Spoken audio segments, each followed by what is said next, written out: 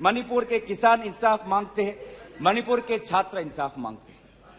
और Martin Luther king ने कहा है, मार्टिन लूथर किंग ने कहा है कि अगर कहीं भी नाइंसाफी हो तो वो हर जगह के लिए इंसाफ का खतरा बन सकता है। Injustice anywhere is a threat to justice everywhere. तो ये जो घटनाएं मणिपुर में हो रही है, इसको ये हम ना समझे कि उत्तर पूर्वांचल के किसी कोने में हो रहा है, ये भारत में हो रहा है सर। अगर मणिपुर जल रहा है तो भारत जल रहा है। अगर मणिपुर में आग लगी है तो भारत में आग लगी है। अगर मणिपुर विभाजित हुआ है तो भारत विभाजित हुआ है।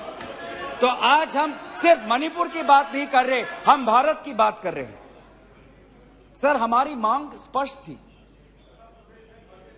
कि देश के मुखिया होने के नाते प्रधानमंत्री सदन में आए, अपनी बात रखे, अपनी संवेदना प्रकट करे और उस पर सारे पार्टी समर्थन दे और मणिपुर को एक संदेश जाए कि इस दुख की घड़ी में पूरा सदन मणिपुर के साथ है, हम मणिपुर में शांति चाहते हैं। यह हमारी अपेक्षा थी, यह हमारी अपेक्षा थी।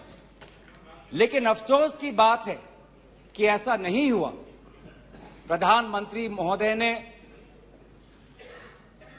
एक मौन व्रत लिया कि सदन में ना लोकसभा में कुछ बोलेंगे, ना राज्यसभा में कुछ बोलेंगे। और इसीलिए अध्यक्ष महोदय, ये नौबत आनी पड़ी कि हम अविश्वास प्रस्ताव के द्वारा प्रधानमंत्री मोदी जी का मौन व्रत हम तोड़ना चाहते हैं। सर, साफ साफ 3 सवाल है प्रधानमंत्री महोदय से। सवाल पहला कि आज तक वो मणिपुर क्यों नहीं गए? राहुल जी गए, इंडिया अलायंस के विभिन्न पार्टीज गए, गृह मंत्री जी गए, एमओएस होम गए, पर देश के मुखिया होने के नाते प्रधानमंत्री मोदी जी क्यों नहीं गए? यह है सवाल पहला। सवाल दूसरा कि लगभग 80 दिन क्यों लगे प्रधानमंत्री मोदी जी को मणिपुर पे कुछ बोलने के लिए, और जब बोले तो सिर्फ 30 सेकंड के लिए बोले, और उसके पश्चात आज तक भी प्रधानमंत्री मोदी जी की तरफ से ना कोई संवेदना का शब्द, ना कोई शांति की याचना। मंत्री मंडल बोल रहे हैं कि हम बोलेंगे, हम बोलेंगे। आप बोलें, आपको किसी ने नहीं रोका। लेकिन प्रधानमंत्री मोदी जी एक प्रधानमंत्री होने के नाते उनके शब्दों में जो महत्व है वो किसी मंत्री के शब्दों में नहीं है। माफ कीजिएगा, प्रधानमंत्री मोदी जी अगर प्रधानमंत्री होने के नाते एक शांति की पहल करें, उस कदम में जो ताकत है वो किसी मंत्री या किसी सांसद में वो ताकत नहीं है, एक प्रधानमंत्री होने के नाते। सवाल हमारा तीसरा कि प्रधानमंत्री जी ने आज तक मणिपुर के मुख्यमंत्री को बर्खास्त क्यों नहीं किया? आपने गुजरात में जब निर्वाचन आए, गुजरात में जब आपको अपनी राजनीति करनी थी तो गुजरात में मुख्यमंत्री बदल दिए, एक बार नहीं 2 बार। उत्तराखंड में निर्वाचन आ रहे थे तो उत्तराखंड में 1 बार, 2 बार, 3 बार, 4 बार शायद आपने मुख्यमंत्री बदल किए। त्रिपुरा में निर्वाचन आए तो त्रिपुरा में भी आपने निर्वाचन आपने से पहले अब मुख्यमंत्री को बदला। मणिपुर के मुख्यमंत्री में ऐसा क्या आपने विशेष, आपका आशीर्वाद आप दे रहे हैं, जिन्होंने खुद कबूल किया है कि आज मेरे कारण एक इंटेलिजेंस फेलियर हुआ है? ये 3 सवाल हैं सर, और शायद इन 3 सवालों का 3 उत्तर भी है। प्रधानमंत्री मोदी जी मणिपुर पर क्यों मौन हैं? शायद उस प्रश्न का उत्तर भी 3 है। पहला उत्तर कि प्रधानमंत्री मोदी जी को कबूल करना पड़ेगा कि उनकी डबल इंजन की सरकार, उनकी सरकार मणिपुर में व्यर्थ हो गई है, विफल हो चुकी है। इसीलिए आज मणिपुर में 150 लोग मरे, लगभग 5000 घर जलाए गए, लगभग 60,000 लोगों आज शिविर में हैं, लगभग 6,500 एफआईआर है। और मुख्यमंत्री, प्रदेश के मुख्यमंत्री होने के नाते जो एक संवाद का वातावरण बनाना चाहिए था, जो एक शांति, अमन और सद्भावना का एक वातावरण जो बनाना चाहिए था, आज उन्होंने सिर्फ मई महीने से नहीं, पिछले 2-3 सालों से ऐसे कुछ भड़काऊ उन्होंने कदम लिए हैं जो आज समाज के बीच में तनाव पैदा हो गया है। आज हम मणिपुर गए हैं। क्या मणिपुर में यह सबसे पहला हिंसा हुआ है? नहीं। क्या उत्तर पूर्वांचल में यह सबसे पहला हिंसा हुआ है? नहीं। इससे पहले भी हुए हैं, मणिपुर में भी हुए हैं। मैं खुद उत्तर पूर्वांचल का हूं, मैं खुद जिम्मेवारी से कहता हूं कि हुए हैं, लेकिन पहली बार, अरे आप में से तो कोई गया भी नहीं, आप क्या जानेंगे? पहले जाओ और फिर हमें परामर्श दो। पहले आप लोग जाओ। सर, हम गए और बहुत दुख हुआ कि हमने समाज में 2 वर्गों के बीच ऐसा बंटवारा, समाज के 2 वर्गों के बीच हृदय में इतना आक्रोश, इतना गुस्सा हमने पहले कभी नहीं देखा। हमने पहले कभी भी नहीं देखा कि आज समाज का एक वर्ग दूसरे के प्रति बदले की भाषा का प्रयोग कर रहा है। हमने कभी भी नहीं देखा कि एक प्रदेश में एक ऐसी लकीर खींच दी गई है कि पहाड़ पे एक वर्ग के लोग रहते हैं और वैली में एक वर्ग के लोग रहते हैं। अफसोस की बात है सर कि जो सरकार एक इंडिया की बात करती है, आज उन्होंने 2 मणिपुर आपने बना दिए हैं। आपके राजनीति से 2 मणिपुर आज बन गए। मैं मणिपुर के मुख्यमंत्री को, इस सदन से पूर्व प्रधानमंत्री वाजपेयी जी की राजधर्मों को याद करने के लिए सलाह दूंगा, जिन्होंने कहा कि राजा के लिए, शासक के लिए प्रजा में भेद नहीं हो सकता, ना जन्म के आधार पर, ना जाति के आधार पर, ना समुदाय के आधार पर। सर, आज इस माहौल में अगर सबसे ज्यादा पीड़ा किसी को झेलना पड़ा है तो महिलाओं और बच्चों को। हमने देखे हैं वो वायरल वीडियो में, उनका मैं उल्लेख नहीं करना चाहूंगा, उससे सबको पीड़ा हुआ। पर ऐसे मुख्यमंत्री जी ने स्वयं कहे कि ऐसे 100 FIRs हैं। हम भी गए हैं सर, इंडिया डेलीगेशन, हमारे संसदीय दल, उस परिवार से हम मिलके आए हैं जिसमें 2 महिलाओं के साथ इतना बुरा व्यवहार हुआ, अत्याचार हुआ। हमने ऐसे भी एक परिवार से मिले जिसमें एक 80 साल की महिला, जो एक स्वतंत्रता संग्रामी की पत्नी थी, उसको घर के अंदर बंद करके जिंदा जला दिया। जो 2 महिला जिसको लेकर आज सुप्रीम कोर्ट तक ये बात गई है, उसमें से एक महिला का पत्नी कारगिल में हमारे देश के लिए, हमारी सीमा को सुरक्षा कर रहा था। वो कारगिल का जवान बोल रहा है, मैंने देश को बचाया पर मैं अपने घर और अपने परिवार को नहीं बचा पाया। जब हम उनसे मिलते हैं तो हमको क्या कहें? आप लोग कहते हैं हम फोटो ऑप करने गए थे। सर, दुख के समय में संवेदना उनको देने गए थे। आज महिलाओं, बच्चों के साथ आऊंगा, अब सारे बातों पे आऊंगा, सब पे आऊंगा। धर्मीय जगह को भी बख्शा नहीं गया। धर्मीय अनुष्ठान पर भी आज भीड़ घुसी और उसका असम्मान किया। आज इंटरनेट नहीं है। आप कहते हैं कि सब नॉर्मल है, स्थिर है, आज भी इंटरनेट नहीं है, बच्चे स्कूल नहीं जा पा रहे, लोग अपनी बातें नहीं रख पा रहे। आज भी कितनी महिलाओं पर अत्याचार हुआ है, वो अपनी बात ही नहीं रख पा रहे।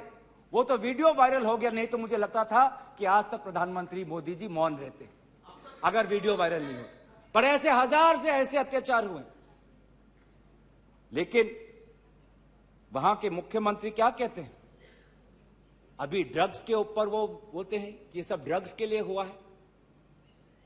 अध्यक्ष महोदय, बहुत गंभीर पूर्वक मैं ये बात अपने आपके समक्ष सदन में रख रहा हूं कि मणिपुर के मुख्यमंत्री के कार्यालय से जब एक ड्रग माफिया के बड़े नेता को वहां की पुलिस ने पकड़ा तो मुख्यमंत्री के दफ्तर से फोन गया कि उस ड्रग के माफिया को बचाओ, रिहा करो। और वो ड्रग का माफिया कौन था? वो ड्रग का माफिया आप ही की दल के ऑटोनोमस डिस्ट्रिक्ट काउंसिल के चेयरमैन थे, जो वहां पे जब इटोचा सिंह को पकड़ा गया, लॉयंग नांगबंग इटोचा, जब इस व्यक्ति को पकड़ा गया तो मुख्यमंत्री के दफ्तर से फोन गया कि इसको रिहा करो। और ये इटोचा कौन है? वहीं के राज्य सरकार के पीएचई मिनिस्टर सुशील द्रो के भाई हैं। आज ये इन सरकार राज्य में ड्रग्स की बात करते हैं, ड्रग्स के साथ मुख्यमंत्री महोदय के दफ्तर का ताल्लुकात है। ये बात मैं नहीं कर रहा, वो पुलिस अफसर जिनको इनकी राज्य सरकार ने मेडल दिया, वो आज वो बात कर रही है कि ये सरकार ने मुझे मेडल दिया और यही सरकार मुझे ड्रग्स से जुड़े हुए इनके दल के नेताओं को छोड़ने के लिए कह रही है। उन्होंने अपना मेडल वापस कर दिया राज्य सरकार। पॉपी फार्मिंग की बात करते हैं। आज आपका ही narcotics and affairs of border NAB ये कहता है the scale of poppy plantation in Manipur has spread across 15,400 acres of land in the hills between 2017 and 2023. 2017 में आपकी सरकार आई थी।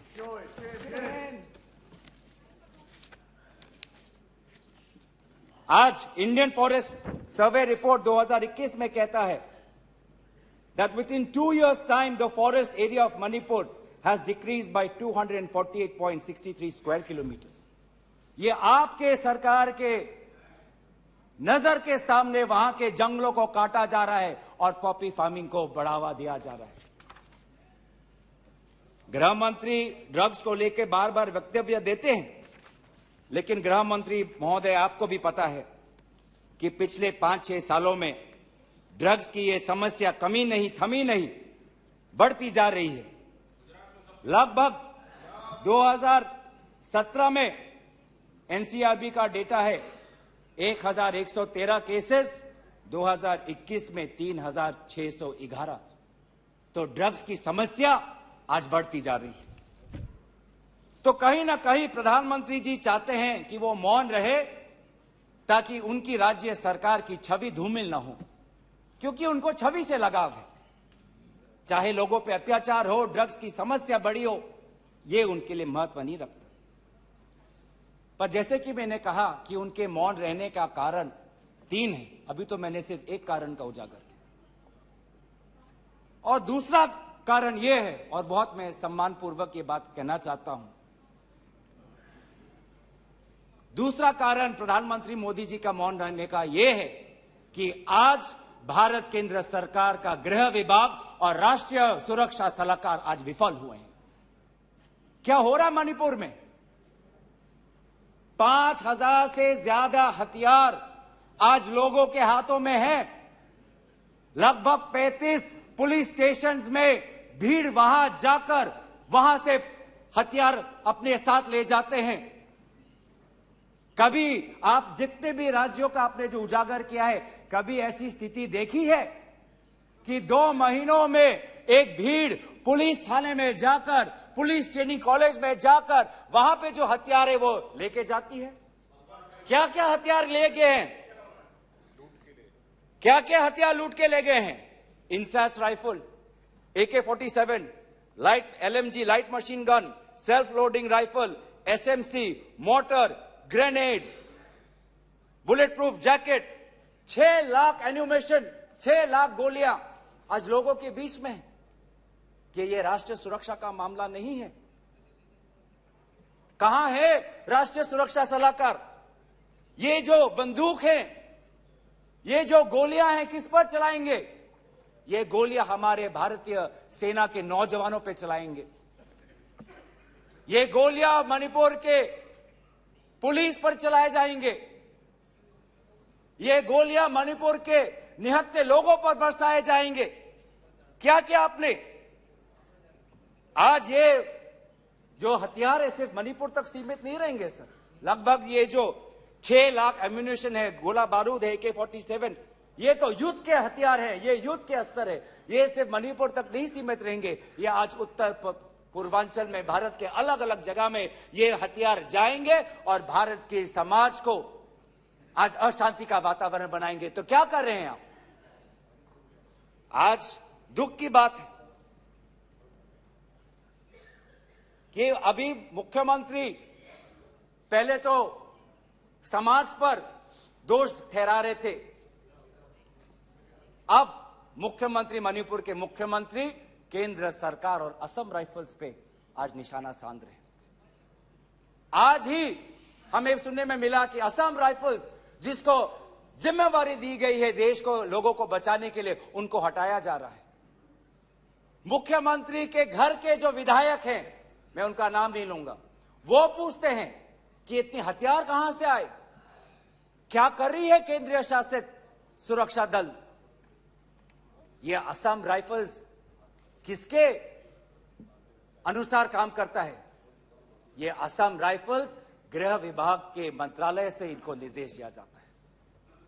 तो एक ऐसी व्यवस्था बन गई है मणिपुर में कि मणिपुर के पुलिस आज असम राइफल्स के जवान पर उंगली उठा रहे हैं, असम राइफल्स के जवान आज मणिपुर के पुलिस पर उंगली उठा रही है। ये बना है 21वीं सदी के भारत में। ऐसे हम समाधान कर रहे हैं पिछले 3 महीनों से। आज सुप्रीम कोर्ट ने जो जांच कमेटी बैठाई, उससे साफ साफ साबित होता है कि सुप्रीम कोर्ट ने भी आज केंद्र सरकार और राज्य सरकार के जो काम है उसको स्वीकार नहीं किया है। आज इसीलिए कमेटी बैठाई गई है। मैं पूछना चाहूंगा कि गृह मंत्री, आपने एक 51 मेंबर्स का कमेटी बैठाया, कितने बार वो कमेटी बैठी? आप 3 दिन थे, आप वहां पे गए, 51 आपने एक पीस कमेटी बैठाई, अच्छी बात है, लेकिन वो कमेटी आज तक असफल रही। गृह मंत्री ने कहा कि मैं 15 दिन बाद में आऊंगा, पर गृह मंत्री 15 दिन हो गए हैं पर मणिपुर में दिखाई नहीं दिए। जब एक suspended insurgency group UKLF, united Kuki liberation front का चेयरमैन SS हाउकिप लीगल बयान में, एफिडेविट में यह बात कहता है कि भाजपा ने 2017 और 2019 के निर्वाचन में एक उग्रपंथी संगठन का उन्होंने सहयोग लिया, एक लीगल एफिडेविट में यह बात लिखा है। यह है इनका राष्ट्रवाद, यह है इनका राष्ट्रवाद, जो राष्ट्रवाद देश की अखंडता को आज सत्य के दांव पे आज भूल चुका है। यह राष्ट्रवाद है कि जो आज देश की अखंडता के साथ खिलवाड़ कर रहा है। आज उत्तर पूर्वांचल में आपके बड़े बड़े जो भी बातें हैं सारे अभी तक नाकाम रहे। NRC की बात करते हैं, आज तक NRC असम में लागू नहीं हुआ। CAA की बात करते हैं, ऐसा एक माहौल वहां पे हुआ कि पूर्व जापान के प्रधानमंत्री असम नहीं जा पाए। नागा पीस फ्रेमवर्क 8 साल हो गए, अभी तक हमने नहीं देखा कि ये नागा पीस फ्रेमवर्क में हुआ क्या है। गृह मंत्री आज नागा विधायक से अलग से मिलते हैं, मणिपुर के से आए हुए कुकी विधायक से अलग से मिलते हैं। क्यों नहीं आप सबको एक साथ मिलकर बुलाएं और शांति की अपेक्षा करें? ये अलग अलग मीटिंग क्यों?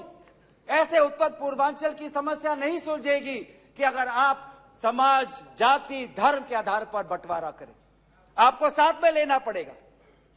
पहली बार हम ये देख रहे हैं कि 2 उत्तर पूर्वांचल के राज्य असम और मिजोरम के पुलिस अफसर एक दूसरे पे गोली चला रहे। ये आपकी राष्ट्रीय सुरक्षा की नीति है। इसी बात का उजागर राहुल गांधी जी ने इस सदन में किया था जब उन्होंने आपको चेतावनी दी थी कि आप उत्तर पूर्वांचल के साथ खिलवाड़ कर रहे हो। उत्तर पूर्वांचल हमारे देश का हिस्सा है, इन्होंने कहा था। आज जो तीसरा कारण मैं आना चाहता हूं, जिसके कारण प्रधानमंत्री मोदी जी मौन है। पहला, उनकी राज्य सरकार विफल थी। दूसरा, उनका गृह विभाग और राष्ट्रीय सुरक्षा सलाहकार विफल रहे। और तीसरा, प्रधानमंत्री मोदी जी के मौन रहने का कि वो अपनी भूल कबूल करना नहीं चाहते। अगर वो बोले तो कि उनकी चूक हुई है राज्य सरकार से, तो ये भूल वो कभी जनता के सामने कबूल नहीं करना चाहते, मौन रहना पसंद करते हैं। और ये पहली बार नहीं हुआ है, ये पहली बार नहीं हुआ है जब भारत के स्वर्ण पदक लाने वाले कुश्ती के महिला खिलाड़ी जब सड़क पे जब विरोध कर रहे थे तो प्रधानमंत्री मौन थे। जब 750 किसान आंदोलन पे उनकी जीवन गई, बलिदान दिया, शहीद हुए, तो प्रधानमंत्री मौन थे। जब 2020 में दिल्ली में रायट्स हुए, दंगे हुए, पर विदेश के एक सरकार के नेता आए थे, उस समय भी प्रधानमंत्री मौन थे। जब अडानी पर इसी सदन में राहुल गांधी जी ने प्रधानमंत्री मोदी जी से सवाल किया कि कितने बार अडानी जी एक विशेष कंपनी को प्रधानमंत्री के साथ जाने पर उनको सुविधा हुआ, तो प्रधानमंत्री मोदी जी मौन थे। जब हम बार बार पूछते हैं,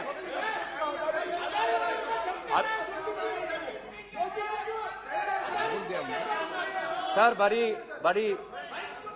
बड़ी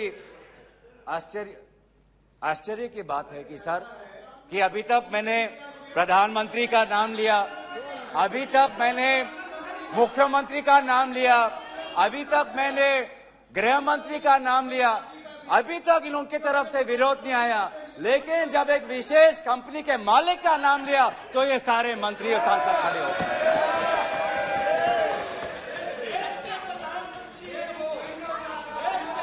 किसकी सरकार है सर? ये किसकी सरकार है?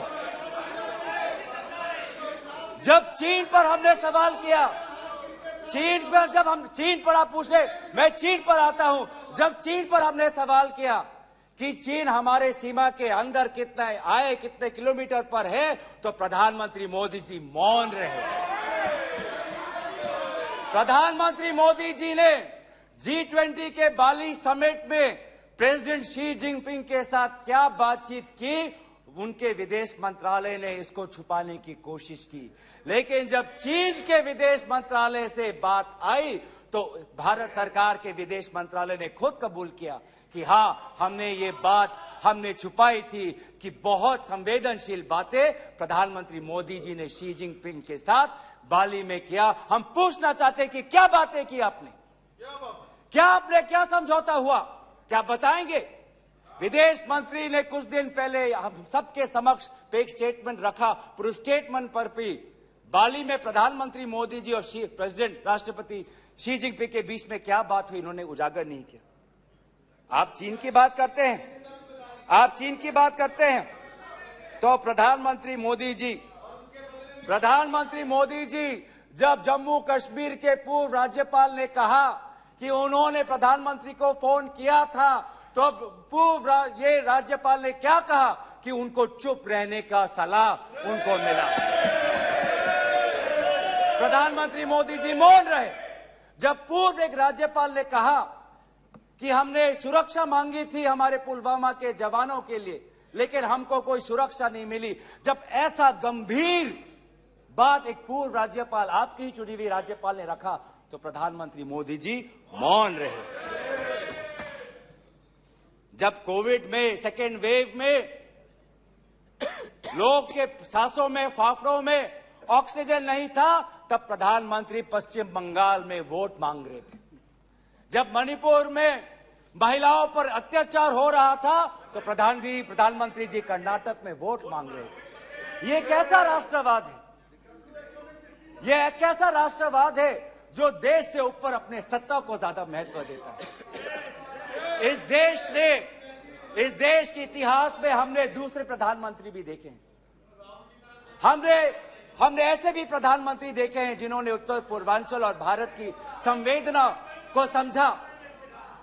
मैं उदाहरण देना चाहता हूं, जब असम में हमारा असम अकॉर्ड हुआ 1985 में, तो असम में हमारी कांग्रेस की सरकार थी, लेकिन शांति के पहल के लिए उस समय के पूर्व प्रधानमंत्री राजीव गांधी जी ने कहा कि कांग्रेस की सरकार बर्खास्त होनी चाहिए। हम एक निर्वाचन लाना चाहते हैं ताकि शांति आगे बढ़े।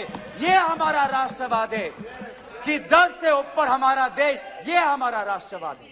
जब मीजो अकॉर्ड हुआ, सुन लीजिए, सुनने का धैर्य रखिए। जब मीजो अकॉर्ड हुआ 1986 में, तब मिजोरम में हमारी सरकार थी, लेकिन राजीव गांधी जी ने लालडेंगा जी के साथ समझौता करके मीजो अकॉर्ड उन्होंने स्थापना किया 1986 में, और वहां के पू लालडेंगा जी मिजोरम के इंटरिम गवर्नमेंट के मुख्यमंत्री बने। और निर्वाचन यह है कि हमें सत्ता नहीं, हमें शांति चाहिए उत्तर पूर्वांचल में। अगर सत्ता खोनी पड़ी, दल का बलिदान देना पड़ा, तो उत्तर पूर्वांचल और देश की अखंडता के लिए हम वो बलिदान देने के लिए तैयार हैं। सोनिया जी को याद होगा, जब मीजो अकॉर्ड हुआ उसके अगले ही दिन राजीव गांधी जी और सोनिया जी मिजोरम गए थे, आइजवाल गए थे, और जगह जगह पर लोगों ने इन दोनों का स्वागत किया और उन्होंने कहा, स्वागत राजीव गांधी जी, वेलकम राजीव गांधी जी, आप शांति के प्रतीक हो। ऐसा पहल प्रधानमंत्री मोदी जी मणिपुर में क्यों नहीं करते? हम उनका समर्थन करेंगे, हम उनका समर्थन करेंगे। इस सदन में जब 2012 में असम में कोकराझार में जब हिंसा हुआ, तो इस सदन में, लोकसभा में, राज्यसभा में प्रधानमंत्री, हमारे पहले प्रधानमंत्री डॉक्टर मनमोहन सिंह जी ने इस सदन में उन्होंने बात रखी। जब कोकराझार में जब हिंसा हुआ, तो उसके 7 दिन बाद प्रधानमंत्री मनमोहन सिंह जी वहां पर गए और उन्होंने कहा, क्या कहा? उन्होंने कहा असम में जाकर, we are one people, we are one nation, we must live together as such, we must restore peace and calm throughout the area. ऐसी बातें प्रधानमंत्री मोदी जी क्यों नहीं करते? चलिए मेरे दल का नहीं, मैं आपके दल का उदाहरण देता हूं। जब 2002 में गुजरात में जब दंगे हुए, तो उस समय के प्रधानमंत्री वाजपेयी जी गुजरात गए थे, शाह आलम के वो रेफ्यूजी कैंप में गए थे। तो सीधा सीधा सर, मैं प्रधानमंत्री जी से 3 में हमारी याचना है। 3 हमारी याचना है। याचना 1 कि वो सदन में आकर अपनी बात रखे, लोकसभा में आए और राज्यसभा में भी जाएं, लोकसभा में भी आए और राज्यसभा में भी जाए। हमारी याचना दूसरा कि वो मणिपुर जाए और पूरे पार्टी को लेके जाए। ये बात हमने सदन के प्रारंभ होने से भी पहले कहा था कि अगर प्रधानमंत्री पूरा मणिपुर को में एक ऑल पार्टी डेलीगेशन लेके जाएंगे तो हम सब उसमें शामिल होंगे।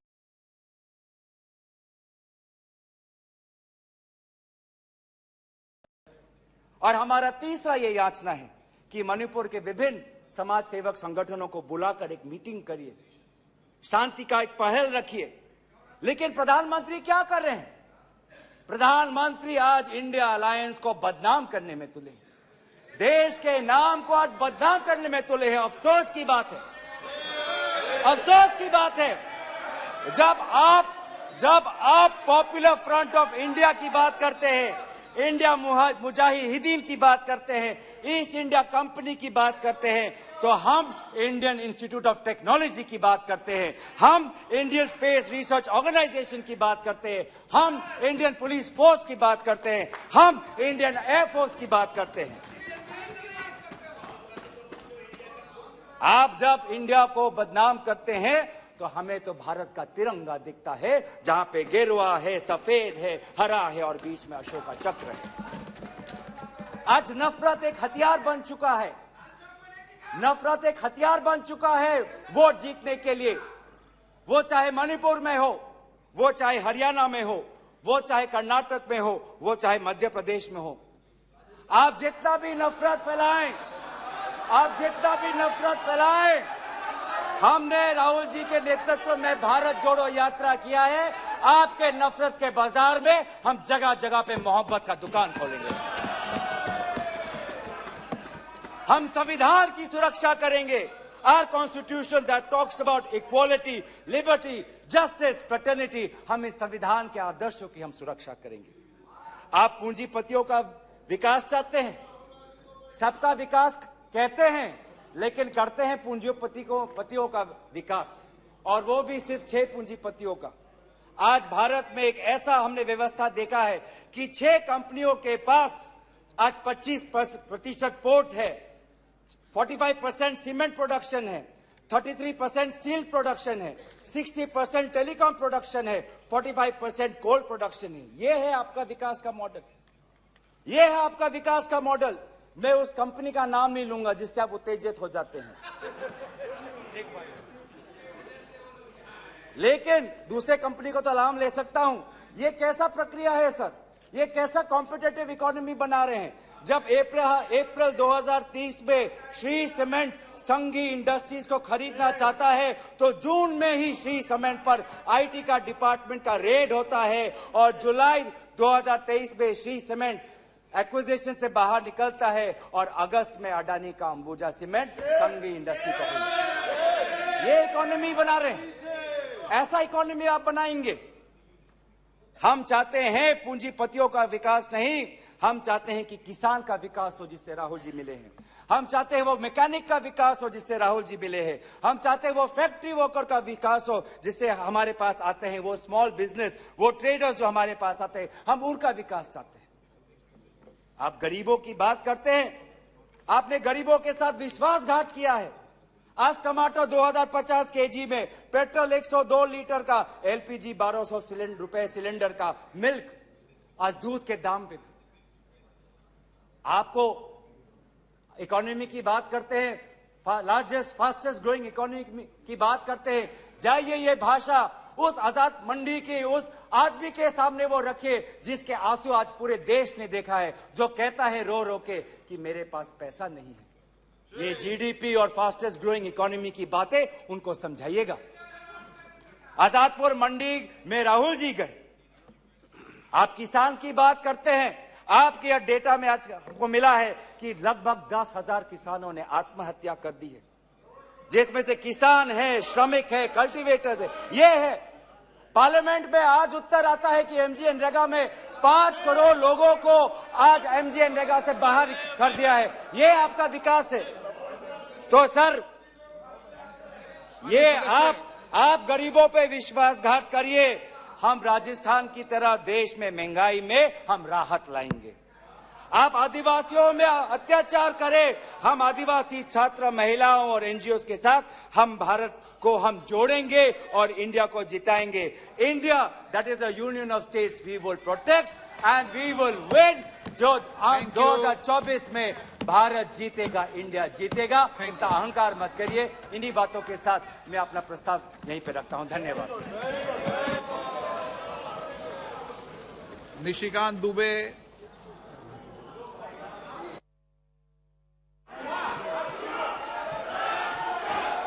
सर आपकी इजाजत हो तो मैं यहां से बोलना चाहता हूं सर।